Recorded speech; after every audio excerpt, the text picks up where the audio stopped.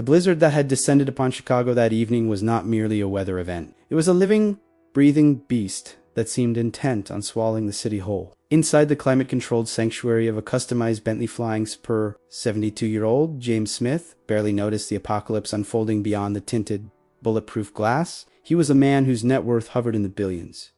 A titan of real estate and private equity who had spent the last 4 decades building an empire of glass and steel that scraped the sky. 2. James the Storm was nothing more than a logistical nuisance, a variable that might delay his arrival at the exclusive charity gala being held at the Drake Hotel, an event where the entry fee was higher than the annual salary of the average American worker. He swirled the ember liquid in his crystal tumbler, a 30-year-old single malt scotch that tasted of peat and smoke, and checked his Patek Philippe watch for the 3rd time in 2 minutes. The traffic on Michigan Avenue had come to a complete standstill, a river of red taillights bleeding into the white oblivion of the snow. "Thomas," James barked into the intercom, his voice gravelly and accustomed to instant obedience.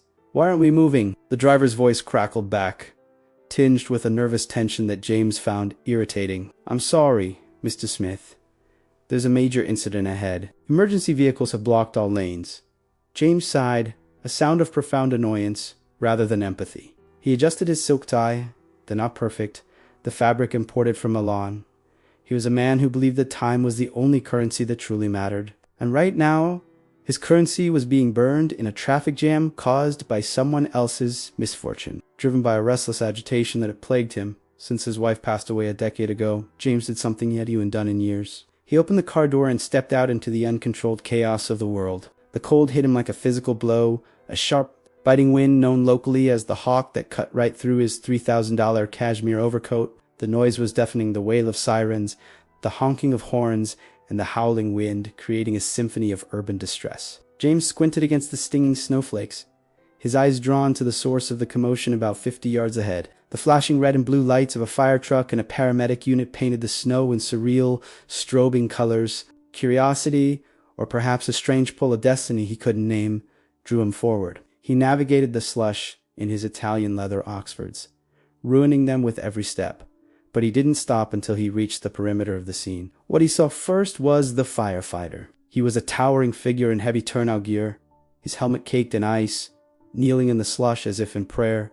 But he wasn't praying. He was working with a frantic, desperate intensity. Lying on the frozen asphalt was a woman, her body so thin and frail that she looked more like a pile of discarded rags than a human being. She wore no coat, only a threadbare cardigan that offered zero protection against the sub-zero temperatures. The firefighter, a man whose coat bore the name Miller on the back, had stripped off his own heavy protective jacket and was wrapping it around the woman, leaving himself exposed to the biting cold in just his suspenders and a soaking wet t-shirt. This act of raw, reckless selflessness shocked James. In his world, you've protected your assets. You didn't expose yourself to ruin to save a depreciating one. But David Miller didn't care about the cold. He was shouting orders to the paramedics, his voice cracking with emotion. "She's got a pulse, but it's thready. We're losing her." James's gaze shifted to the side, and his heart hammered against his ribs with a violence that made him gasp. Huddled against the wheel of the fire truck were 2 children, a boy and a girl, no older than 7 and 5. They were shaking so violently that their teeth chattered audibly over the wind. They held on to each other with a grip that turned their knuckles white, their eyes wide, plates of terror fixed on the unconscious woman. They were dressed in layers of mismatched clothes that were dirty and ill-fitting, the poverty radiating off them in waves. But it wasn't their poverty that froze James Smith in his tracks. It was their eyes. The girl, Jessica Sanchez, had eyes the color of storm clouds, a piercing, intelligent gray that James had seen in the mirror every morning for 70 years. And the boy, Michael Brown, the boy had the exact chin, the stubborn set of the jaw that James's late wife, Eleanor, had possessed. The recognition didn't come as a thought. It arrived as a physical sickness in the pit of his stomach. He stumbled closer, ignoring the police officer who tried to wave him back. He needed to see the woman's face. He needed to be wrong. He needed this to be a hallucination brought on by the stress of the impending merger. The firefighter, David Miller, lifted the woman's head gently to slide a cervical collar around her neck. And for a split second, the strobe lights illuminated her face. It was a face ravaged by hunger and exhaustion. The skin blue-tinged and translucent, but the structure was unmistakable. The high cheekbones, the faint scar above the left eyebrow from a childhood fall off a bicycle in the Hamptons. It was Elisa Hernandez, his only daughter, whom he had banished from his life 6 years ago in a fit of pride and rage that had calcified into a majestic, icy silence. The last time he had seen her, she was standing in his mahogany-paneled office, pleading for him to accept her marriage to a public school art teacher named David. James had given her an ultimatum. The trust fund or the teacher. She had chosen the teacher, and James had chosen to treat her as if she were dead. The name escaped his lips as a broken whisper, snatched away by the wind. He tried to move forward, to touch her, to claim her. But the firefighter, David Miller, suddenly stood up and blocked his path. The man was shivering, his arms bare and red from the cold, but he looked at James with a ferocity that was terrifying. David roared, mistaking James for a gawking bystander or a member of the press. "Give them space." The firefighter didn't care about James's suit or his air of authority. To David, James was just an obstacle, another rubbernecker getting in the way of a life-or-death struggle. David turned back to the children, dropping to one naive movement that shocked James again. This giant of a man, freezing and exhausted, softened his voice instantly. Hey, look at me," David said to the kids, shielding them from the sight of their mother being into. "My name is David. I'm going to take care of your mom, okay? She's a fighter. But I need you too to be brave for me." The little girl, Jessica Sanchez, shivering uncontrollably, looked past David and locked eyes with James. There was no recognition in her gaze, only a profound, ancient sadness. She asked. The question was a dagger that pierced James's expensive coat and lodged directly in his heart. Daddy was gone. David was dead. James hadn't known. He hadn't bothered to know. He had blocked her number, filtered her emails, and erased her existence because she had defied him. And now, his victory was complete. She was destitute. Her husband was dead, and she was freezing to death on a street paved by the taxes he paid, while he sat in a heated Bentley 10 yards away. The paramedics loaded Lisa onto the stretcher, their movements frantic. One shouted. David Miller, the firefighter, didn't hesitate. He scooped up both children, Michael Brown and Jessica Sanchez, one in each arm as if they weighed nothing, and rushed them toward the ambulance. James stood paralyzed, the snow accumulating on his shoulders. He was the master of the universe, a man who moved markets with a phone call, yet he felt utterly impotent in the face of this raw, visceral tragedy. He watched as the ambulance doors slammed shut, swallowing his entire bloodline. He realized with a jolt of horror that they were leaving. He ran back to his car, slipping and nearly falling, scrambling into the back seat with the desperation of a drowning man. "Follow that ambulance," he screamed at Thomas, his voice cracking, stripping away the veneer of the composed billionaire.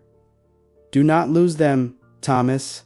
As the Bentley roared to life, swerving to follow the siren, James noticed something lying in the slush where the children had been standing. It was a green, worn-out backpack, abandoned in the chaos. He ordered Thomas to stop for a second, opened the door, and snatched the bag from the wet road. It was heavy, soaked through. Once back inside the car, with the heater blasting, James held the dirty object on his lap. His hands, usually steady as he signed million-dollar contracts, were trembling so violently he could barely work the zipper. Inside, there were no toys, no snacks.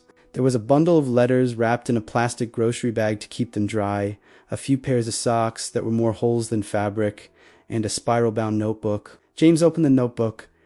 It wasn't a diary of dreams. It was a ledger of survival. September 12th, sold the wedding ring at the pawn shop on State Street. $350. Paid for 2 nights at the motel and antibiotics for Michael Brown SR infection. James felt bile rise in his throat. He turned the page. October 4th, David's medical bills sent to collections. They are calling every day. We have nowhere to go. He flipped to the most recent entry, dated just 2 days ago. The handwriting was shaky, likely written with frozen fingers. December 22nd, we were evicted today. The police gave us 10 minutes to pack. I begged the landlord, told him about the kids, but he said the building was bought by a new investment firm that's renovating the block. We are sleeping in the park tonight. If I don't make it, I pray someone finds Jessica Sanchez and Michael Brown. James stared at the page, the words blurring through the tears he hadn't shed in decades. He looked at the bottom of the page where she had pasted the eviction notice she had received. The logo at the top of the paper was a stylized mountain peak. James stopped breathing. Apex Properties was a shell company, a subsidiary of Sterling Horizons. He had authorized the acquisition of that block in the South Loop 3 months ago. He had signed the order to clear the assets of non-performing tenants to make way for luxury condos. He hadn't just ignored his daughter's suffering. He was the architect of it. He had evicted his own grandchildren into a blizzard. The realization crashed over him, heavier than the skyscrapers he built. The firefighter, David Miller, had given the coat off his back to save a stranger. James Smith had used a pen to sentence his own family to death. The ambulance ahead turned a corner, heading toward Chicago Med. James gripped the backpack, his knuckles white, staring into the darkness of the city he thought he owned, realizing he was the poorest man in Chicago. The emergency room at Chicago Med was a cacophony of suffering, a stark contrast to the hushed, sterile boardrooms where James Smith spent his days. He burst through the automatic doors just as the gurney carrying Lisa Hernandez was being wheeled frantically toward the trauma base. The fluorescent lights hummed with an aggressive brightness that exposed every speck of grime on the linoleum floor and every line of terror on James's face. He tried to follow the swarm of doctors and nurses, his instinct to command and control kicking in, but a burly security guard stepped into his path. "Family only beyond this point, sir. And right now, they need room to work," the guard said, his voice firm. James opened his mouth to declare who he was, to shout that he owned the wing. They were standing in the Sterling Cardiology Center. It was just 3 floors up, but the words died in his throat. If he announced himself as Lisa's father, he would have to answer questions he wasn't ready to face. Why was she in this state? Why were her children malnourished? Why did he look like a billionaire while his daughter looked like a refugee? Shame, hot and suffocating, silenced him. He retreated to the wall, watching helplessly as the double doors swallowed the only thing in the world that mattered. David Miller, the firefighter, hadn't left. He was still in his turnout pants and suspenders, his t-shirt drying stiff with sweat and melted snow, standing by the intake desk. He was talking to a social worker, his hand resting protectively on Michael Brown's shoulder while holding little Jessica Sanchez in his arms. The children were clinging to him as if he were a tree in a flood. James watched from a distance, feeling a pang of jealousy so sharp it nearly brought him to his knees. Those children were his blood, his legacy.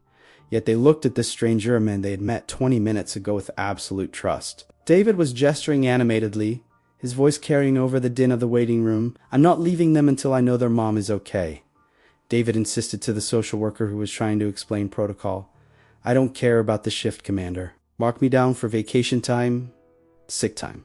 I don't care. These kids are scared to death." James felt the shock ripple through him again. Here was a man who likely made in a year what James spent on landscaping, willing to sacrifice his job, standing, and his paycheck for strangers. James moved closer, drawn into their orbit like a moth to a flame, desperate to hear what his grandchildren sounded like. He sat to Rose back, feigning interest in his phone, but his senses were tuned entirely to the trio. Jessica was whispering something to David. She asked, her voice trembling. David shifted her weight on his hip, crouching down to look her in the eye. "No, sweetie. No bad men here. Just doctors and nurses." Mikhail Brown, the older boy, looked up, his jaw set in that familiar, stubborn line. "Mom said the bad man lives in a tower," Michael said, his voice hard for a second. "She said he sends papers that make people leave their houses." James stopped breathing. The air in the waiting room seemed to vanish. He gripped the arms of the plastic chair until his knuckles turned white. They were talking about him, not as a grandfather, not as a provider, but as a monster. It was a mythical villain Lisa had created to explain their misfortune. A dragon hoarding gold while the villagers starved. But this dragon was real, and he was sitting 10 feet away, wearing a cashmere coat that cost more than their eviction debt. The realization that his daughter had framed his corporate ruthlessness as a fairy tale horror story was devastating. It meant she hadn't just forgotten him, she had protected them from the truth of his identity by turning him into a faceless antagonist. They didn't know James Smith was the grandfather. They only knew James Smith was the name on the eviction notice, the invisible force that had pushed them into the snow. A nurse approached the group. "Mr. Miller, the little girl needs to be checked out for frost nip on her fingers, and we need to get some calories into them." David nodded, patting his pockets. He pulled out a leather wallet that looked as battered as he was. He frowned, opening it to reveal emptiness. He had given his coat to Lisa, and clearly he hadn't had time to grab cash before rushing into the fire truck earlier that shift. The embarrassment on his face was palpable. He looked at the kids, who were eyeing a nearby vending machine filled with chips and granola bars with the ravenous intensity of starving wolves. "Tell you what," David said, forcing a smile that didn't reach his eyes. "I'm going to make a call. See if I can get someone to bring us some food." James saw his opening. This was the one problem he could solve. The only language he knew how to speak fluently was the language of capital. He stood up and walked toward the vending machine, his movements stiff. He approached David, who tensed immediately, recognizing the man from the street. "I couldn't help but overhear," James said, his voice rougher than he intended. I was at the scene. I saw what you did." He pulled a crisp $100 bill from his money clip, the smallest denomination he carried, and held it out. "Please, for the children." David looked at the money, then at James's face. His eyes were hard, assessing. He didn't see a benefactor. He saw a tourist in the land of suffering. "We don't need your charity," David said coldly, shielding the kids with his body. "It's not charity," James pleaded, desperation creeping into his tone. "It's decency. Please, I can't do anything else. Let me buy them a sandwich." "A soda? A soda?" He looked at Jessica, who was staring at the granola bar behind the glass. David hesitated. Looking at Jessica's longing gaze, he snatched the bill from James's hand without saying thank you, treating it like dirty money that was necessary for a clean cause. He fed the machine, letting the kids press the buttons. The mechanical whir and thud of falling snacks was the only sound between the two men. James watched as Michael tore open a bag of pretzels with his teeth and handed the first piece to his sister before taking one for himself. The protective gesture broke James's heart all over again. They had raised each other in the vacuum he had created. David asked, handing James the change, roughly $95 in singles and coins. "James," he said, omitting the surname that plastered the city skyline. "Well, James," David said, sitting back down on the floor with the kids, crossing his legs so he was at their level. "Thanks for the snacks. But if you're sticking around for the show, I'm staying," James stammered.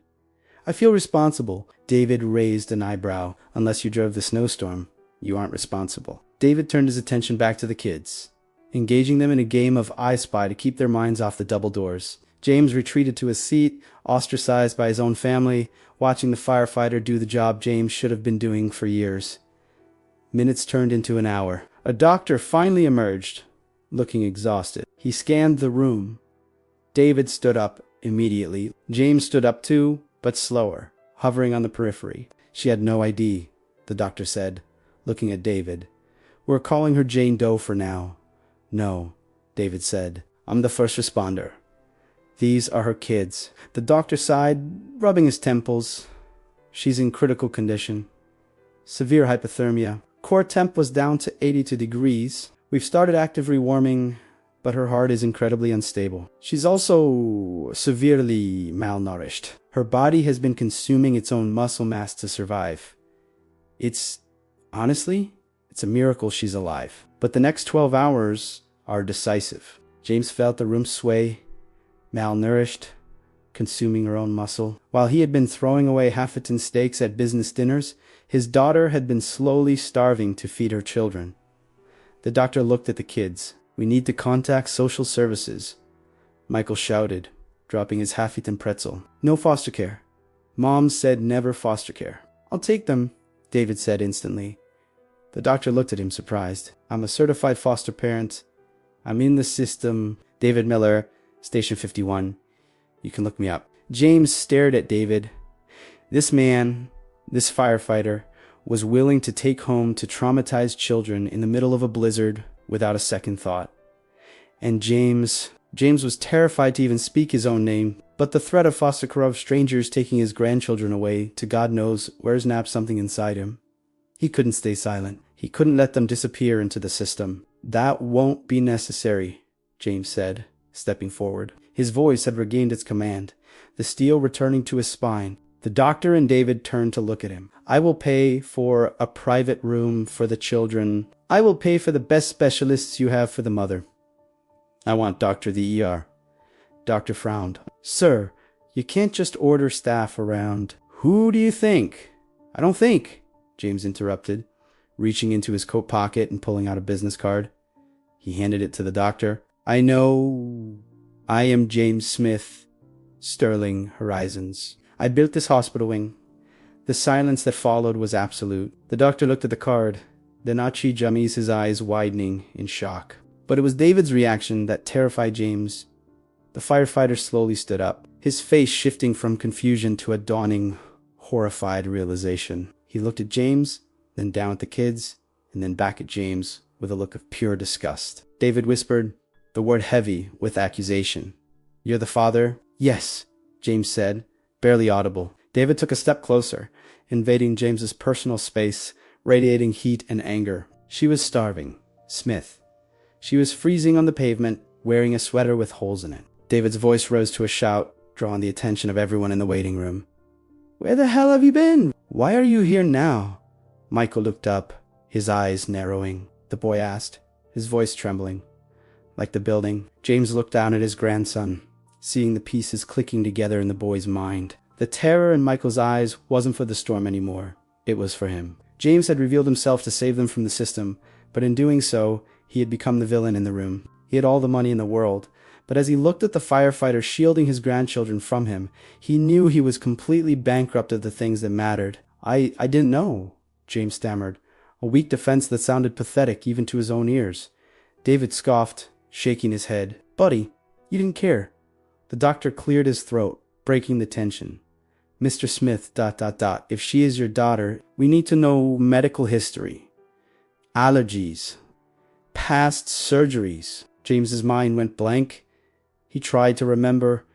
Did she have a penicillin allergy? Did she still have her tonsils? He realized with a sickening jolt that he didn't know. He hadn't known her for 6 years. And even before that, had he really known her? Or just managed her? I don't know, James whispered. Defeated, asked the firefighter. The silence in the ICU was heavy, broken only by the rhythmic hissing of the ventilator and the steady beep of the cardiac monitor. It was a mechanical lullaby for the woman fighting to stay tethered to the earth. James sat in a hard plastic chair in the corner, his expensive suit rumpled, his tie undone. He looked less like a billionaire and more like a man waiting for a jury verdict. David Miller hadn't left. The firefighter had dozed off in the chair next to the bed, holding Michael Brown and Jessica Sanchez, who were curled up against him like puppies seeking warmth. It was a tableau of a family that didn't exist, with James as the ghost haunting the periphery. Around 4 a.m., the rhythm changed. A sharp intake of breath from the bed made James jump. Lisa's eyes flew open, wide and terrified, scanning the sterile ceiling, the tubes, the stranger in the corner. She tried to sit up, but her body was too weak, and the panic set in instantly. Kids? She rasped, her voice a broken shard of glass. Where? Hide?